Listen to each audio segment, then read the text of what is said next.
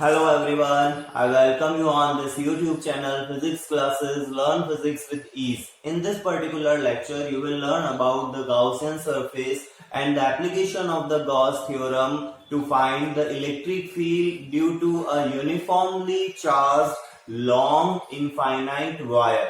Okay, so stay tuned, watch the video till the end. Before starting that particular lecture, I would like to revise the contents of the previous lecture, जिसमें हमने electric flux और Gauss theorem को study किया था. Electric flux क्या represent करता है? Electric flux is basically represent how many number of electric field lines passing perpendicular to the given area.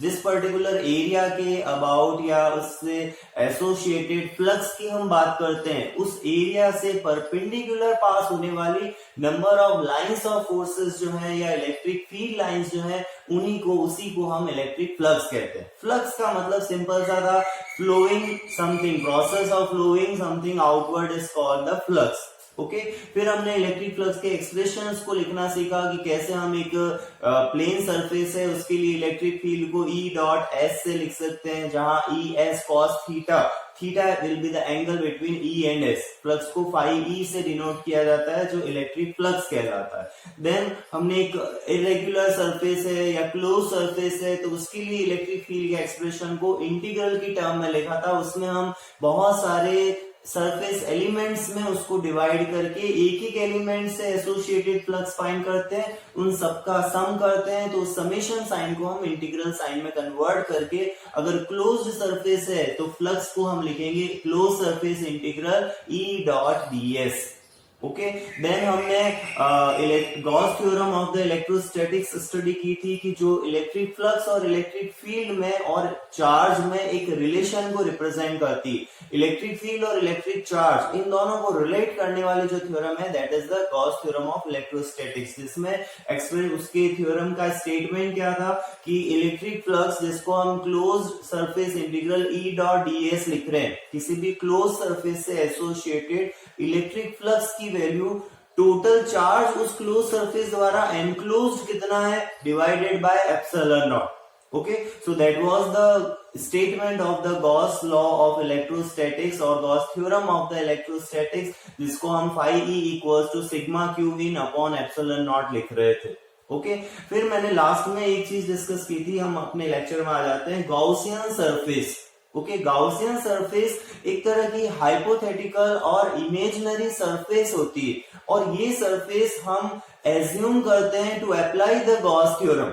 Okay, अगर हमें गॉस थ्योरम को अप्लाई करना है, कोई पर्टिकुलर सिस्टम ऑफ चार्ज आपके पास में गिवन है और उसमें हम इलेक्ट्रिक फील्ड का एक्सप्रेशन कैलकुलेट करना चाहते हैं, तो हमें एक क्लोज्ड सरफेस, क्योंकि इलेक्ट्रिक फ्लक्स जब फाइंड करेंगे गॉस लॉ के अकॉर्डिंग, गॉस लॉ के अंदर, तो उसमें हम एक क्लोज सरफेस की रिक्वायरमेंट होगी, and that close surface is imaginary close surface and that is called Gaussian surface. ये Gaussian surface given charge distribution के अबाउट सिमेट्रिक ली जाती है. जैसे सपोज करो, अगर आपके पास में एक पॉइंट चार्ज है, तो पॉइंट चार्ज के सराउंडिंग इमेजिनरी सरफेस अगर मैं कंसिडर करूंगा तो वो स्फेरिकल होगा, यह स्फेरिकल सरफेस होगी. इसी तरह से अगर सपोज हमारे पास में कोई एक स्फेरिकल बॉडी है जो चार्ज है, तो चार्ज स्फेरिकल बॉडी के लिए भी जो गॉसियन सरफेस होगी, अगर मुझे outside the body electric field find करना हो, तो वहां भी मैं क्या करूंगा, एक स्फेरिकल सरफेस को इमेजिन करूंगा. क्लियर? देन अगर सपोज करो आपके पास लाइन चार्ज डिस्ट्रीब्यूशन है, जैसे किसी वायर के ऊपर, जो हम अभी एप्लीकेशन करने वाले हैं, इस वायर के ऊपर अगर सपोज करो कि कोई चार्ज डिस्ट्रीब्यूटेड है, तो सिचुएशन में हम इसके सराउंडिंग एक सिलेंड्रिकल गॉसियन सरफेस को कंसीडर करेंगे, और उस सिलेंडर के हर पॉइंट पर इलेक्ट्रिक फील्ड की वैल्यू सेम रहेगी. क्लियर? क्योंकि डिस्टेंस r सेम है, मैग्नीट्यूड की बात कर रहा हूं, मैग्नीट्यूड सेम रहेगा. ऐसे ही अगर हमारे पास में कोई शीट है, तो शीट के ऊपर अगर चार्ज डिस्ट्रीब्यूटेड है, तो सिचुएशन में यहां हम एक सिलेंड्रिकल सरफेस कंसीडर कर सकते हैं, या क्यूबॉइड सरफेस भी कंसीडर करके इस गॉस लॉ को अप्लाई किया जा सकता है एंड इलेक्ट्रिक फील्ड के एक्सप्रेशन को फाइंड कर सकते हैं. तो 3 एप्लीकेशंस हमें अपने सिलेबस में, सीबीएसई के सिलेबस में गॉस थ्योरम की स्टडी करनी है, जिसमें से फर्स्ट एप्लीकेशन हम यहाँ पे करेंगे। एक थिन लॉन्ग वायर है जो यूनिफॉर्मली चार्ज्ड है और इनफाइनाइट लेंथ है उसके कारण किसी आर डिस्टेंस पर इलेक्ट्रिक फील्ड कितना होगा। क्लियर? सो बिफोर स्टार्टिंग हम गॉसियन सरफेस को एक बार स्टडी कर। Gaussian surface, it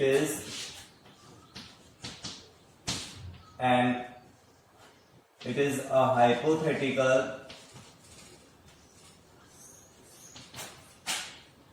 closed surface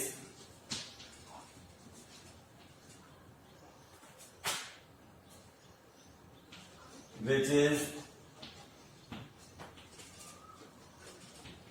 imagined to apply Gauss theorem.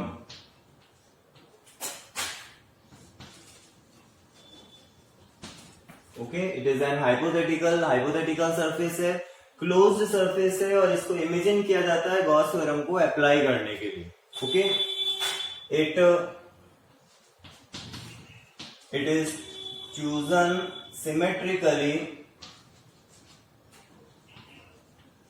it is chosen or taken symmetrically about the given charge distribution, about the given charge distribution.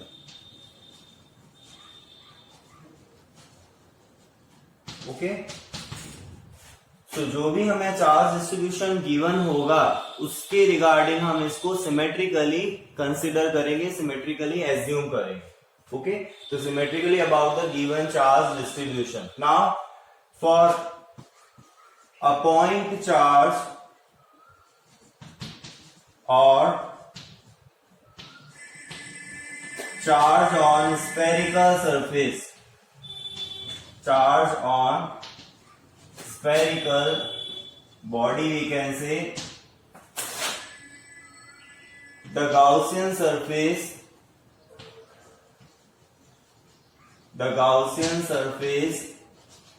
is taken spherical. Okay, similarly for line charge distribution it is cylindrical. Okay, एक example और ले लेते हैं। ये example है एक तरह से। For example, for line charge distribution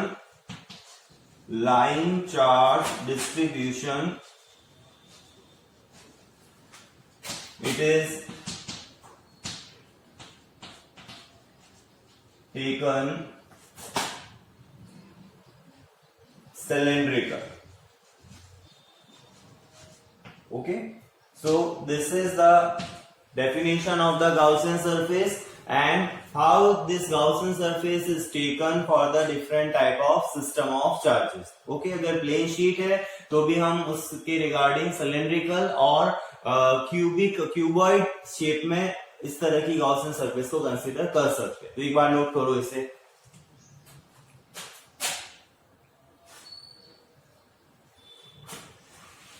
The next topic is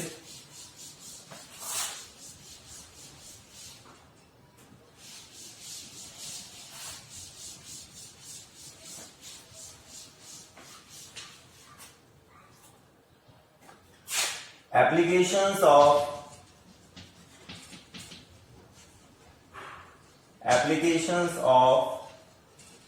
Gauss theorem. Applications of Gauss theorem. First application हम यहां पर डिस्कस करने वाले हैं which is to find electric field और we can say electric field due to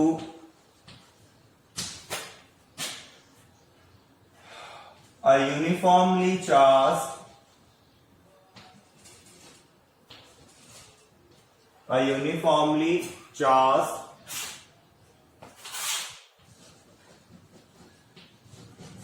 infinite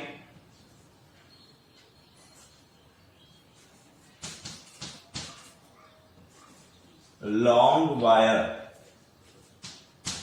okay, एक uniformly charge infinite long wire के कारण हमें इलेक्ट्रिक फील्ड को कैलकुलेट करना है, okay. Suppose this is the infinitely long wire, बहुत long है ये, इसकी लेंथ को हम इंफिनिटी लेंगे, क्लियर।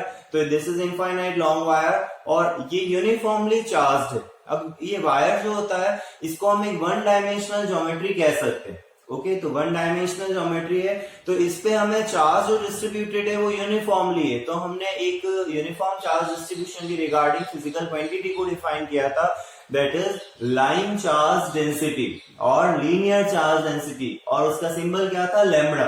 तो हम यहाँ भी यही कंसिडर करेंगे कि इस पर्टिकुलर वायर पर lambda linear charge density, that means charge per unit length जो है इसका वो कितना है, लैम्बडा, क्लियर। अब हमें क्या करना है, इससे किसी पर्टिकुलर डिस्टेंस, सपोज इधर मैं एक पॉइंट लेता हूं P, तो इस पर्टिकुलर पॉइंट पर हमें इलेक्ट्रिक फील्ड को कैलकुलेट करना है जो इससे r डिस्टेंस पर सेपरेटेड है, क्लियर। अब उस इलेक्ट्रिक फील्ड की पहले अगर हम डायरेक्शन की बात करें तो उस डायरेक्शन को कैसे फाइंड करेंगे। सपोज करो यहाँ पर एक पॉइंट है और ये हमारे पास में वायर है जिसके कारण इलेक्ट्रिक फील्ड हमें कैलकुलेट करना है। तो अगर मैं इस पर्टिकुलर यहां से एक छोटा सा लेंथ एलिमेंट लूं और उतना ही यहां से लेंथ एलिमेंट लूं, ये सेंटर पॉइंट है जिस पर पॉइंट P है, तो सिचुएशन में इस लेंथ एलिमेंट के कारण यहाँ इलेक्ट्रिक फील्ड की जो डायरेक्शन होगी वो इस तरफ होगी और इस पर्टिकुलर लेंथ एलिमेंट के कारण इलेक्ट्रिक फील्ड की डायरेक्शन इस तरफ होगी। देखो इसको बोर्ड पे डायग्राम बना के मैं शो करता हूं। Suppose this is the wire, it is one dimensional geometry, positive suppose ये इंफिनिटी तक एक्सटेंडेड है, it is extended till infinity and a uniformly charged is distributed on this particular wire. This is the point P where we are going to find the electric field. This is the outside point P which is at distance small r, okay, for this example. Now in this situation we consider a length element. ये अगर मान लो इसका centre point O है इस wire का, तो इस wire के सेंटर पॉइंट से एक छोटा सा एलिमेंट हमने यहाँ कंसिडर किया और उतनी ही डिस्टेंस पर हम एक एलिमेंट यहाँ पर लेते हैं, this is the length element, इसको हम dl कह सकते हैं, ठीक है। dl एलिमेंट हमने यहाँ पर कंसिडर किया, तो इस dl एलिमेंट के कारण यहाँ इलेक्ट्रिक फील्ड की डायरेक्शन किधर होगी, इस तरफ होगी। The electric field due to this dl element at this point P will be in this direction and due to this dl element the electric field will be, dl element बहुत small है तो इसीलिए हम electric field उस particular centre point से वहां consider कर रहे हैं।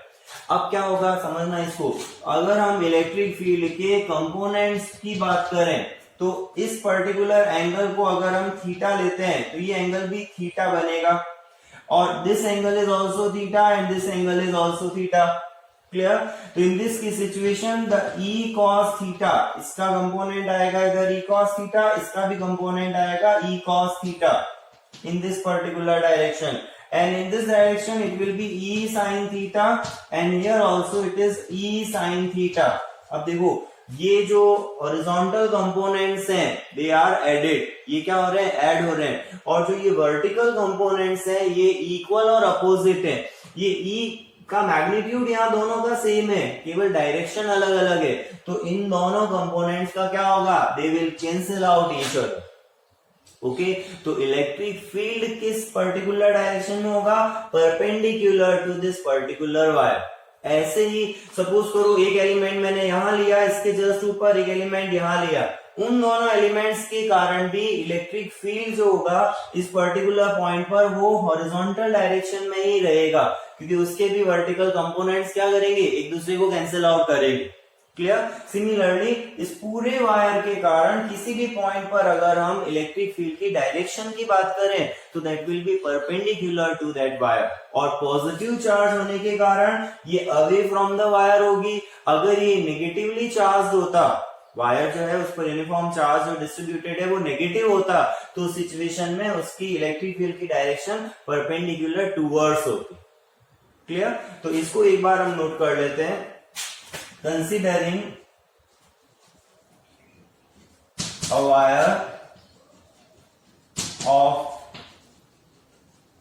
Linear charge density lambda. Okay, positive लिया है अभी मैंने, प्लस लैम्बडा लिख सकते हो इसको, considering a wire of linear charge density. अब वायर कैसा है, इनफाइनाइटली लॉन्ग है या इनफाइनाइट लॉन्ग वायर है, clear. To find direction of electric field at point P point पर हमें अगर इलेक्ट्रिक फील्ड की डायरेक्शन की बात करनी है, तो direction of electric field at point P we consider two length elements dl and find the direction of electric field at point P due to them as shown. Okay, जैसा हमारे diagram में show किया गया है, ये दो DL elements लिए और इलेक्ट्रिक फील्ड की हमने डायरेक्शन को डायग्राम में शो कर दिया। अब क्या होगा, the horizontal component of these electric fields will be added and vertical components will be cancelled out.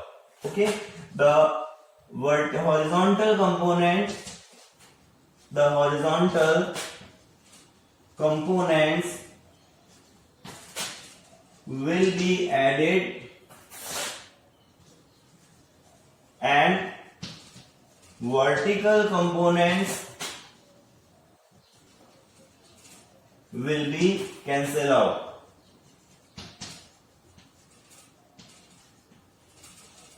Okay, तो क्या होगा इस सिचुएशन में, हॉरिजॉन्टल कंपोनेंट्स तो ऐड हो रहे हैं, वर्टिकल कैंसिल आउट हो रहे हैं, और इसीलिए जो इलेक्ट्रिक फील्ड की डायरेक्शन होगी, हम इस रीजन से कह सकते हैं कि the electric field will be perpendicular outward from the wire at any point P.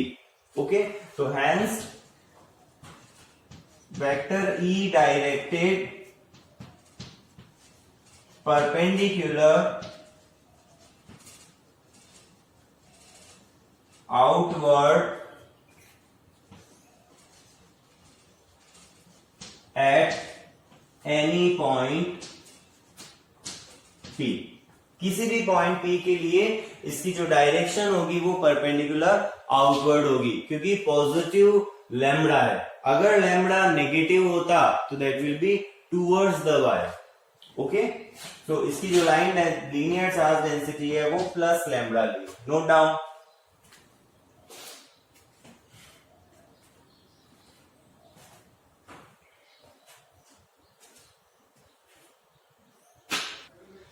So now we will find the magnitude of the electric field at that particular point P।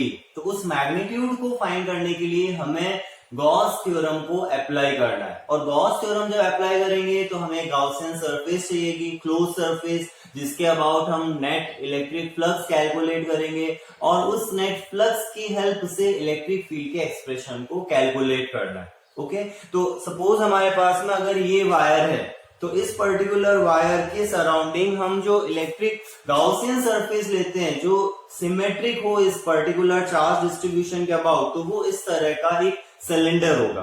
Clear, हमें एक cylinder यहां पर actual में consider करना है जिसकी length को हम L लेंगे। Suppose this length of the cylinder will be L और उसकी रेडियस R होगी। क्लियर, और ये जो रेडियस R है उसी पर्टिकुलर पॉइंट P की वैल्यू उस सिलेंडर के सरफेस पर लेनी, यानी ये जो मैंने यहाँ सर्कल बना रखा है, सपोज ये पॉइंट P को रिप्रेजेंट कर रहा है। क्लियर, तो उस जो गॉसियन सरफेस है हमारी जो सिलेंड्रिकल सरफेस ली है, उस सिलेंड्रिकल सरफेस के अबाउट वो चार्ज डिस्ट्रीब्यूशन कैसा है, सिमेट्रिक है। अब इस सिलेंडर के हर पॉइंट पर r डिस्टेंस पर है, तो इलेक्ट्रिक फील्ड का मैग्नीट्यूड हर पॉइंट पर सेम होगा, लेकिन डायरेक्शन क्या होगी, परपेंडिकुलर आउटवर्ड। ओके, तो इन दिस सिचुएशन हम क्या करेंगे, सिलेंडर की भी 3 सरफेसेस में इसको डिवाइड करेंगे। एक तो सरफेस लेंगे हम ये वाला cross sectional area, okay, second लेंगे हम this one cross sectional area and third one is it's curved surface. ये जो पूरी इसकी कर्व्ड सरफेस है इसको हमें थर्ड कंसिडर करना है, थर्ड सरफेस। तो इन तीनों सरफेसेस पे हम छोटे छोटे स्मॉल सरफेस एलिमेंट कंसिडर करेंगे और हमें क्या करना है एक्चुअल में इस पूरी सरफेस के अबाउट इलेक्ट्रिक फ्लक्स कैलकुलेट करना है।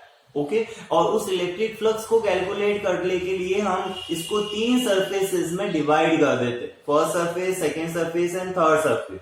अब अगर मैं इस सरफेस की बात करूं, ये जो सरफेस है यहां सरफेस एलिमेंट की डायरेक्शन किधर होगी, परपेंडिकुलर आउटवर्ड। मैंने बताया था क्लोज सरफेस के लिए हमेशा डायरेक्शन परपेंडिकुलर आउटवर्ड लेते हैं। और इलेक्ट्रिक फील्ड किधर है, इस डायरेक्शन में। तो देखो इन दोनों के बीच में एंगल कितना बनेगा, 90 डिग्री। और अगर फ्लक्स फाइंड करेंगे तो cos 90 की वैल्यू 0 हो जाती है।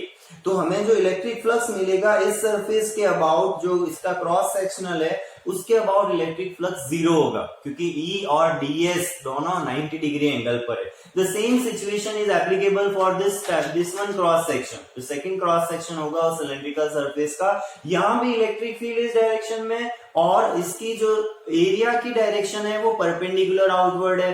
तो E और ds दोनों परपेंडिकुलर है, again cos 90 will be 0। But for this curved surface अगर मैंने यहां पर एक क्लोज सरफेस या सरफेस एलिमेंट कंसिडर किया तो इस सिचुएशन में इलेक्ट्रिक फील्ड भी इसी डायरेक्शन में और ds की डायरेक्शन भी यही है। तो E और ds एक ही डायरेक्शन में होने के कारण यहाँ इलेक्ट्रिक फील्ड जो होगा वो इलेक्ट्रिक फ्लक्स नॉन जीरो रहेगा, दोनों के बीच में cos 0 यानी 1 आएगा। तो E और ds का ही हमें प्रोडक्ट करना है, उसको इंटीग्रेट करना है।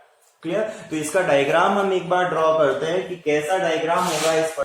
So suppose this is the wire having linear charge density plus lambda and we assume a Gaussian surface which is cylindrical about this wire, and this Gaussian surface is assumed to apply the Gauss law. Okay, and here it is point P. This is the point P and this is situated at perpendicular distance r from the wire. Okay, this separation is small r from this particular wire. Okay, and the wire has infinite length. अब देखो actual में infinite length actual इनफाइनिटी नहीं होगी। उसका meaning क्या होगा कि suppose करो कि ये अगर मेरे पास में वायर है तो पॉइंट P की जो डिस्टेंस है यानी स्मॉल r इस वायर की लेंथ की कंपैरिजन में नेग्लिजिबल है। क्लियर? अगर सपोज कि मैं स्मॉल r जो डिस्टेंस में ले रहा हूं P पॉइंट की वो 1 mm है तो ये वायर की जो लेंथ है वो 1 मीटर हो सकती है। उस सिचुएशन में हम उस 1 mm डिस्टेंस के लिए इस वायर की लेंथ को इनफाइनाइट कह सकते हैं। ओके, एक्चुअल में इन्फिनिटी लेंथ नहीं होती, बट इसको बोलने का जो एक्चुअल मीनिंग है वो ये है कि this point P is very close to the wire, okay, so that the length of wire becomes very large, okay, very high. So in this situation we are considering कि infinite wire हम इसमें नाम दे रहे हैं, but actual में वो infinity नहीं होगा। वो आर डिस्टेंस यहाँ पर बहुत ही स्मॉल होगी comparative to the length of the wire. Okay, so here in this situation this is the Gaussian surface, इसको हम गाउसियन सरफेस कह सकते हैं। दिस इज गाउसियन सरफेस जो हमने सिलेंड्रिकल ली है। इस गाउसियन सरफेस की जो सिलेंडर है इसकी लेंथ को हम L ले रहे हैं, ठीक है। Length of this cylinder is small l, clear, and the radius of this cylinder is small r। तो L हमारे पास में क्या हो गई, लेंथ सिलेंडर की, और स्मॉल r रेडियस सिलेंडर की। Now in this situation we will divide this whole surface into the 3 small region. This is suppose यहां हमने एक छोटा सा सरफेस एलिमेंट लिया, इस डायरेक्शन में इलेक्ट्रिक फील्ड ds कैप भी इसी डायरेक्शन में और इलेक्ट्रिक फील्ड भी इसी डायरेक्शन में। ये पॉइंट P है यहाँ पे। एक सरफेस एलिमेंट यहां लेते हैं, इस सिचुएशन में क्या होगा, इलेक्ट्रिक फील्ड की डायरेक्शन तो इधर होगी परपेंडिकुलर, ओके, और इसको मैं E1 कह देता हूं, इसको E ds लिखा। दिस एरिया जो है यहाँ पर इसका ये ds है, जो सरफेस एलिमेंट हमने यहाँ पर लिया है, और यहाँ ds1 कैप जो होगा या ds1 वेक्टर वो इस डायरेक्शन में होगा। क्लियर, परपेंडिकुलर आउटवर्ड लेते हैं ds की डायरेक्शन और ये इलेक्ट्रिक फील्ड की direction. Here also the electric field will be in this direction, suppose it is E2 and ds2 will be in this direction. इसको भी मैं ds1 वेक्टर ही ले लेता हूं। Okay, this is ds1 vector which is in this direction. So this is the first surface element जो हमने curved surface पर लिया। ये सेकेंड ऊपर वाले क्रॉस सेक्शन पे, और ये थर्ड ये नीचे वाले क्रॉस सेक्शन पे। Okay, now to find magnitude of electric field, to find magnitude of electric field,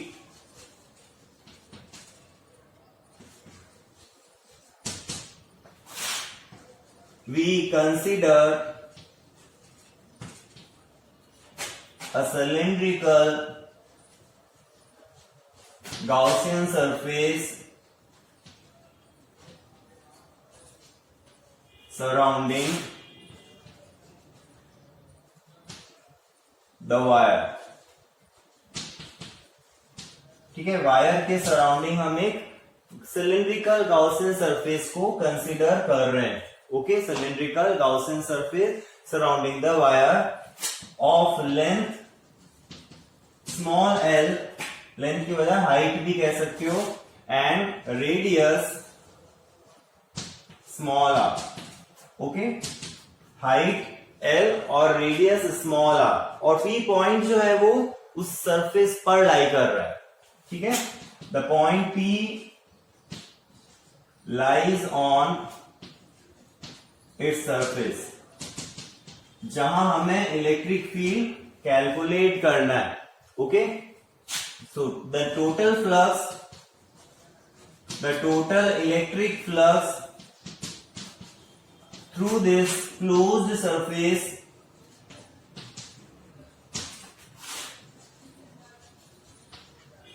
ठीक है, गाउसियन सरफेस क्यों लेते हैं इसका रीजन समझ में आया, क्योंकि हमें इलेक्ट्रिक फ्लक्स एक क्लोज सरफेस के अराउंड फाइंड करना होता है, और अगर एक सिंगल वायर है तो हमारे पास क्लोज सरफेस है नहीं, तो हम उससे इलेक्ट्रिक फ्लक्स कैसे कैलकुलेट करें, तो हमें एक इमेजिन करनी पड़ती है क्लोज सरफेस को गॉस थ्योरम को अप्लाई करने के लिए, और उसी को हम गाउसियन सरफेस बोल देते हैं। Okay, so in this situation close surface phi E कितना हो जाएगा, इंटीग्रल E डॉट ds। ठीक है, अब यहां हम इसको तीन अलग अलग सरफेसेस में डिवाइड कर रहे हैं, तो पहला हम इसको तीन सरफेस एलिमेंट्स के रिगार्डिंग अगर लिखें तो it is E dot ds। इस पर्टिकुलर सिचुएशन में इसको ds बोला था, इसको E हमने बोला। क्लियर, सेकेंड जो सरफेस होगी E1 डॉट ds1, ये वेक्टर्स होंगे क्योंकि डॉट प्रोडक्ट कर रहे हैं हम, और थर्ड इसमें आ जाएगा integral E2 dot ds2। Okay, E2 dot ds2। अब ध्यान देना, यहां क्लोज्ड सरफेस इंटीग्रल है जो पूरी सिलिंड्रिकल सरफेस के लिए फ्लक्स को रिप्रेजेंट कर रहा है, और यहां हमने क्लोज सरफेस इंटीग्रल्स नहीं बनाए, यहां पर केवल सरफेस इंटीग्रल है। यानी E डॉट ds अगर कर्व सरफेस पर छोटा सा सरफेस एलिमेंट के रिगार्डिंग फ्लक्स है तो उसका इंटीग्रल क्या होगा, ये पूरी कर्व सरफेस के about electric flux. Similarly E1 dot ds1 इस ऊपर ये वाली जो सरफेस है, यहाँ इस एलिमेंट के कारण फ्लक्स है, तो जब हम इंटीग्रेट करेंगे तो पूरी इस क्रॉस सेक्शनल सरफेस के अबाउट इलेक्ट्रिक फ्लक्स को रिप्रेजेंट करेगा। तो ये क्लोज्ड नहीं है, कर्व सरफेस क्लोज्ड नहीं है, ये क्रॉस सेक्शन क्लोज्ड नहीं है, और न ही ये ऊपर वाला क्रॉस सेक्शन क्लोज्ड है, बट वो सरफेस है, इसलिए हम इंटीग्रल साइन लगा रहे हैं और इनके डॉट प्रोडक्ट्स कर रहे हैं। अब क्या होगा, इन दोनों में तो एंगल कितना है, यहाँ पर 0 डिग्री है क्योंकि दोनों पैरेलल है, और यहाँ पर एंगल इन दोनों में 90 डिग्री है, तो उसको हम एंगल वाइज अगर लिखें तो फाई ई कितना आ जाएगा, phi E will be equals to integral E ds cos 0 integral E1 ds1 cos 90 and third one आ जाएगा E2 ds2 cos 90। Clear? Diagram से हमें एंगल्स पता चल रहे हैं, तो ये एंगल्स हमने यहाँ सब्स्टिट्यूट कर दिए। अब ये टर्म जीरो हो गई, तो this is integral E ds simple. Clear? cos 0 is 1। अब देखो ये कर्व सरफेस के रिगार्डिंग है, और कर्व सरफेस के हर पॉइंट पर इलेक्ट्रिक फील्ड का मैग्नीट्यूड सेम होगा, क्योंकि r डिस्टेंस सेम है। ठीक है? हर इस पूरी कर्व सरफेस जो सिलेंडर की है, वहां r डिस्टेंस सेम होने के कारण इलेक्ट्रिक फील्ड का मैग्नीट्यूड सेम मिलेगा। क्लियर? तो इसीलिए हम इस E की वैल्यू अगर सेम है तो उसको इंटीग्रल साइन से बाहर लिख सकते हैं। तो यहाँ क्या आएगा? E इंटीग्रल ds लिखा जा सकता है इसको, E इंटीग्रल ds।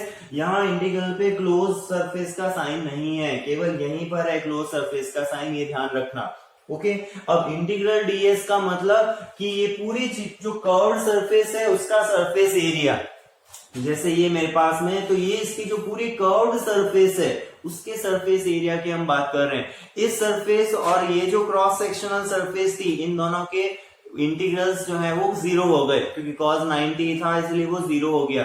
अब इसका अगर मैं टोटल सरफेस एरिया फाइंड करूं तो कितना होगा? इसकी सरकमफ्रेंस कितनी होगी? 2 पाई r, और इसकी हाइट कितनी है? l, तो 2 पाई r इंटू l इसका सरफेस एरिया बोल सकता हूं मैं।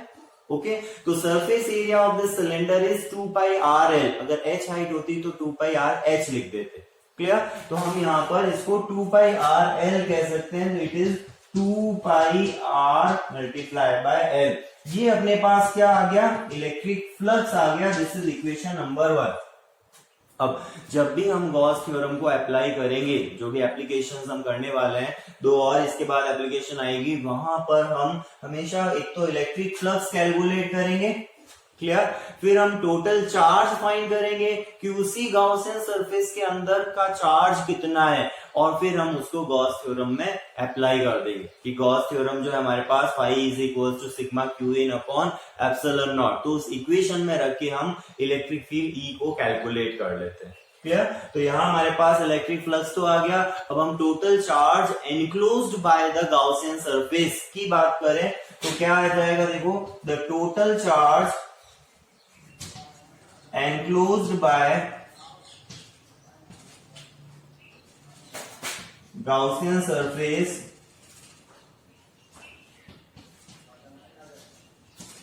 कितना होगा? सिग्मा क्यू इन। अगर मैं कहूं इसको सिग्मा क्यू इन कितना आएगा? देखो, ये गॉसियन सरफेस थी, हमने कहा उस वायर के ऊपर जो यूनिट लेंथ का चार्ज है वो लैम्बडा है। वायर के यूनिट लेंथ का चार्ज जो है वो कितना है? लैम्बडा है। तो यहाँ ये सिलेंडर कितनी लेंथ वायर की कवर कर रहा है? एल लेंथ, है ना, जो सिलेंडर की लेंथ है। तो एल लेंथ के वायर का चार्ज कितना होगा? Lambda into L. Okay, unit length का चार्ज अगर लैम्बडा है तो एल लेंथ का चार्ज क्या हो गया? Lambda into L. तो यहाँ हम इसको लैम्बडा टाइम्स ऑफ एल लिख सकते हैं। This is equation number 2। अब हमें क्या करना है? केवल इस इक्वेशन 1 और इक्वेशन 2 को सब्स्टिट्यूट करना है गॉस थ्योरम के स्टेटमेंट में, मैथमेटिकल इक्वेशन में, और उससे इलेक्ट्रिक फील्ड को इवैल्यूएट करना है। क्लियर? तो नोट करो एक बार यहां तक डायग्राम भी। So now using equation 1 and 2 according to Gauss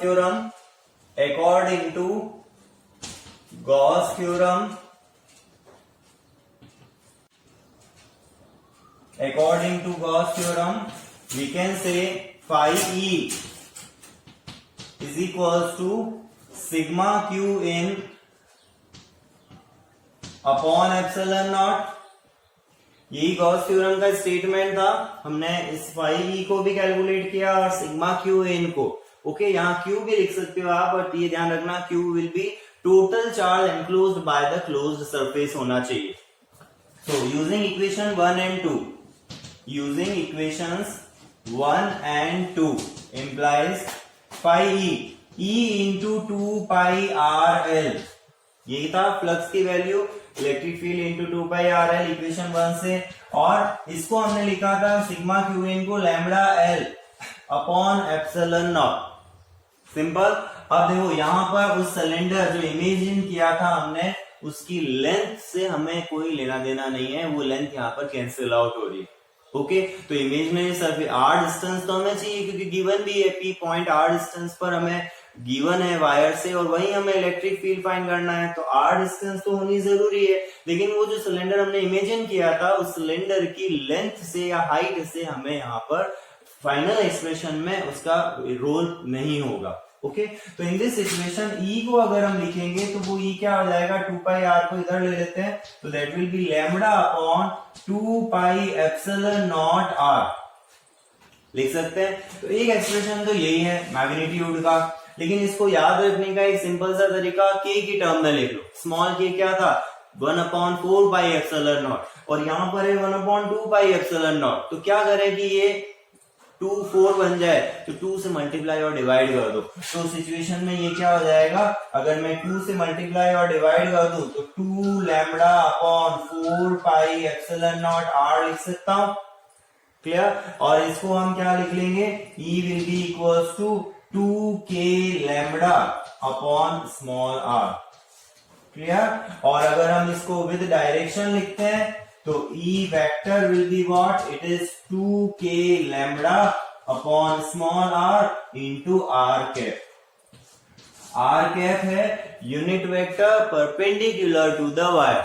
okay, outward होगा अगर प्लस लैम्बडा है, इनवर्ड होगा अगर माइनस लैम्बडा है। ओके, तो r cap is unit vector perpendicular to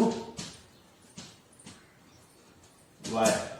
okay, so this one। अब यहाँ ध्यान देना, हमने पढ़ा था electric field inverse square law को फॉलो करता है 1/r², लेकिन यहाँ r आ रहा है, तो उसका रीजन समझना, यहाँ लैम्बडा है, और लैम्बडा का मीनिंग क्या है, Q upon L, charge upon length होती है ना, तो ये Q अपॉन L, तो L एक उस लैम्बडा में इंक्लूड है। डायमेंशन अगर इसकी चेक करोगे तो लैम्बडा इज चार्ज अपॉन, अपन क्या लिखते हैं, के Q upon r²। Electric field यही होता है, तो देखो के यहाँ पर ये रहा, लैम्बडा में क्यू है, अपॉन में डिस्टेंस स्क्वायर आएगा। कैसे, एक डिस्टेंस तो ये रही, एक डिस्टेंस आएगी लैम्बडा से, तो यहाँ भी ये electric field inverse square law को फॉलो करता है, बट हमने लैम्बडा की टर्म में लिया है, इसलिए डिनोमिनेटर में केवल r की पावर 1 आती है। Okay, so this is the important one कि हमें ये एक्सप्रेशन यहाँ पर ध्यान होना चाहिए। अब हम इसी पर बेसिक न्यूमेरिकल करेंगे, इससे पहले इसको नोट कर लो।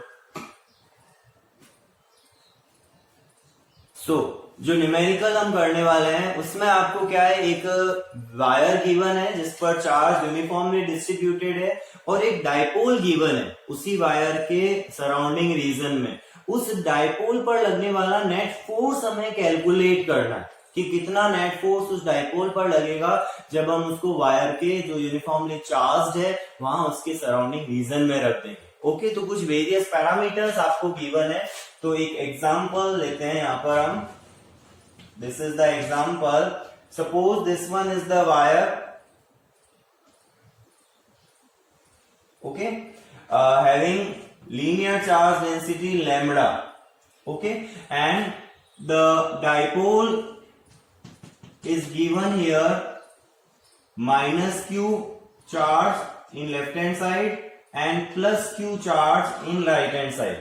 ठीक है, minus q and plus q charges are given here, and this separation is 2 centimeter and this separation is 2 millimeter, and the value of lambda is lambda equals to, यहां मैं लिख देता हूं, गिवन जो है इसमें अपने को, given the linear charge density is 4 × 10⁻⁻⁴ coulomb per metre. ठीक है, चार्ज पर यूनिट लेंथ ये यूनिट होती है, तो coulomb per metre 4 × 10⁻⁴। This distance is 2 centimetre, और ये डाइपोल लेंथ कह सकते हो इसको। ठीक है, दोनों चार्जेस के बीच की डिस्टेंस, तो दैट इज 2 mm। अगर हम इसको यूनिट में मिली को अगर लिखें तो 10⁻³ मीटर आ जाएगा, और दिस डिस्टेंस इज 2 सेंटीमीटर। थोड़ी देर के लिए इसको हम स्मॉल डी कंसिडर कर लेते हैं। क्लियर, तो स्मॉल डी क्या हो जाएगा यहाँ पे, इट इज 2 cm, और इसको हम 0.02 मीटर लिख सकते हैं। क्लियर, 0.02 मीटर, और Q जो है अपने पास, इसका भी मैग्नीट्यूड गिवन है, it is plus minus Q अगर मैं लिखूं तो plus minus 20 nano coulomb. Okay, 20 nano coulomb आपको चार्ज गिवन है उस डाइपोल का, so that is 20 plus minus 20 10 to the power minus 9। Nano का मीनिंग यही होगा 10 to the power minus 9 and coulomb. तो these parameters are given और हमें फाइंड क्या करना है, to find net force on this dipole या गिवन डाइपोल। अब अगर हम उस नेट फोर्स की डायरेक्शन की बात करें तो ध्यान देना, यहां पर जो फोर्स लग रहा होगा इस पॉजिटिवली चार्ज्ड वायर के कारण, उसकी डायरेक्शन किधर होगी।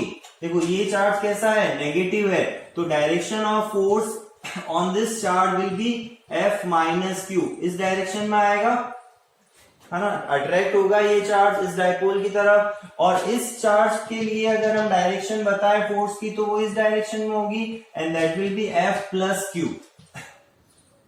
अब इन दोनों में से जो मैग्नीट्यूड है वो किसका ज्यादा होगा, इस वेक्टर की लेंथ ज्यादा ले रहा हूं, मैग्नीट्यूड किसका ज्यादा होगा, इस पर्टिकुलर F माइनस क्यू का, because this charge is more closer then this charge. ये जो डिस्टेंस है ये कम है कंपैरेटिव टू दिस डिस्टेंस, तो जब डिस्टेंस इंक्रीज होती है तो फोर्स का मैग्नीट्यूड कम हो जाता है। तो यहां इस सिचुएशन में F माइनस क्यू जो होगा that will be greater than F plus Q, and if this force is greater comparative to this one, तो नेट डायरेक्शन क्या होगी फोर्स की, towards the wire. Okay, the net direction will be towards the wire. तो अगर हम यहाँ पर F net लिख रहे होंगे मैग्नीट्यूड वाइज, तो वो कितना आएगा, F माइनस क्यू और minus of F plus Q. दोनों को सब्ट्रैक्ट करेंगे, एक फोर्स इधर है एक फोर्स इधर है, तो नेट फोर्स किधर लगेगा, दोनों के सब्ट्रैक्शन के अलोंग, और सब्ट्रैक्शन इनकी डायरेक्शन किधर होगी, डायरेक्टेड टूवर्ड्स द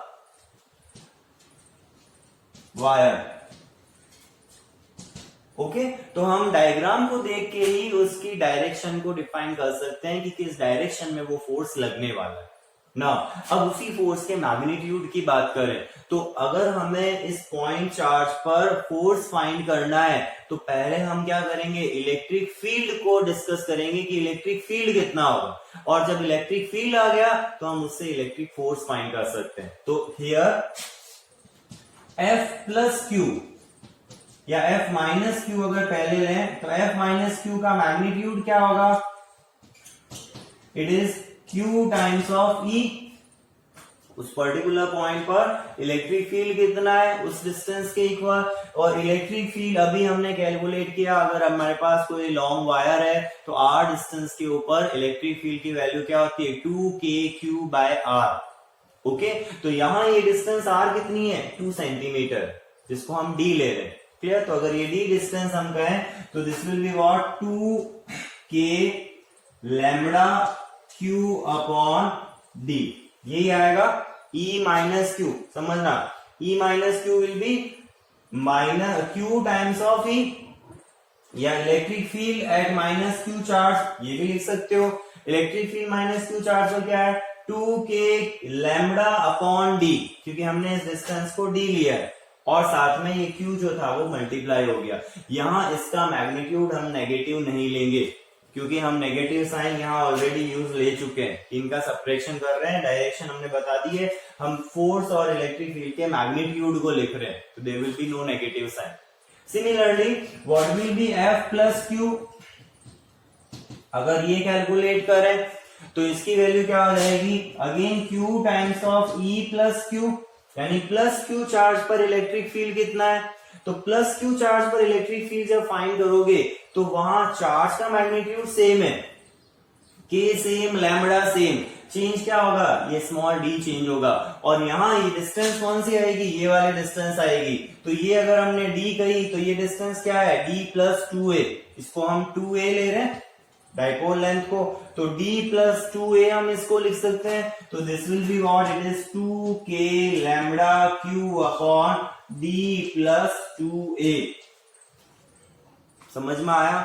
तो यहां पर only the change will be D, जो है वो यहाँ d प्लस 2a से चेंज हो गया। अब केवल आपको जो गिवन डेटा है वो यहाँ सब्सटीट्यूट करना है और उस डिफरेंस को कैलकुलेट करना है। तो अगर मैं यहाँ एफ नेट लिखता हूं, जो नेट फोर्स इस डाइपोल पे लगने वाला है, तो वो कितना हो जाएगा, एफ माइनस क्यू, यानी 2k lambda Q upon D minus 2k lambda Q upon D plus 2a।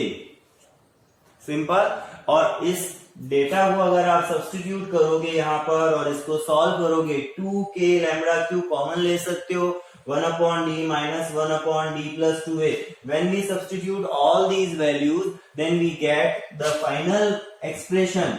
इसको चेक करना सॉल्व करके 0.7 न्यूटन का ये फोर्स आएगा आफ्टर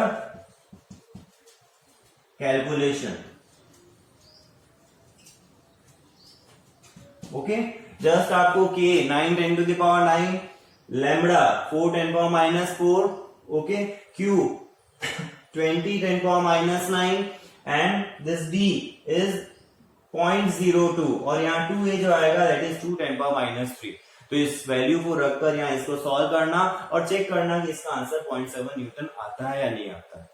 क्लियर। सो इस पर्टिकुलर लेक्चर को मैं वापस सम अप कर देता हूं। हमने इस लेक्चर में गॉसियन सरफेस क्या होती है उसको डिस्कस किया, एक बार इसको नोट कर लेना।